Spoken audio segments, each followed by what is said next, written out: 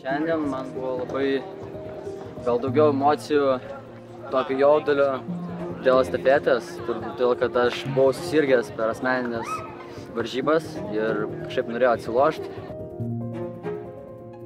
Mano lyzernas nėra stipriausia rungtis penkiakovėj, tai buvo iš tikrųjų labai sunku. Buvo labai blogas šaudymas ir manau jis labiausiai pakišo koją geram rezultatui. Nu ką, užbaigėme šį sezoną. Mano auklėtinė Anastasija. Labai džiaugiuosi ją, jos pasirodymas, todėl kad su kiekvienom varžybom vis gerėja rezultatai.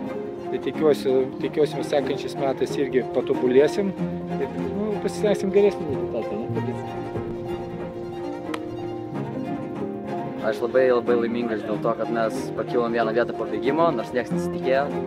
Bėgom 7, šiaip tikėjausi, kad nukrisim, tikrai nepakilsim, bet Lukas pafinišavo gerai, tai pakilom.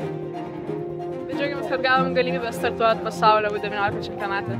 Tai ačiū Lietuvos penkiakovei, kad mus priėmė.